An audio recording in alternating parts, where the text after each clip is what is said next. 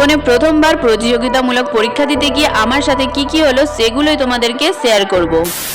তোমরা তো অনেকেই জানো কাল মানে রবিবার দিন ছিল এসএসসি গ্রুপ ডির এক্সাম, আর ওই এক্সামের ফর্ম কিন্তু আমিও ফিল আপ করেছিলাম। আর আমার সিট পড়েছিল চন্দ্রকোনা জিরাট হাই স্কুলে। আমি যেতে যেতে একটা জিনিসই ভাবছিলাম, আগের জন্মে নিশ্চয়ই আমি আইনস্টাইনের বোন ছিলাম না, মানে কালকে রাত্রেবেলা পরে আজকে সকালবেলা উঠে এক্সাম দিতে যাচ্ছি। তবে যাই বলো, আজ পর্যন্ত আমার জীবনে যতগুলো পরীক্ষা দিয়েছি প্রতিটা পরীক্ষায় কিন্তু আমার টেনশন কাজ করতো, কেন জানি না এই পরীক্ষাতে আমার কিছুই হয়নি। কারণ এই এক্সাম গুলোতে পাস ফেলের কোনো ব্যাপারই নেই।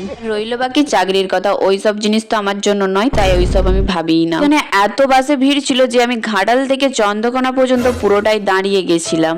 বেকারত্ব যে কতটা ভয়ঙ্কর জিনিস তা আমার এই আশেপাশে মানুষজনদের দিকে দেখেই আমি বুঝতে পারছিলাম, যারা প্রত্যেকেই রয়েছে একটা চাকরির আশায়। এখানে এসে আমি আমার সিট খোঁজার পর যখন হলে ঢুকতে যাই আমাকে বার করে দেওয়া হয় কেন, সেটা আমি তোমাদের সাথে নেক্সট পার্টে শেয়ার করব।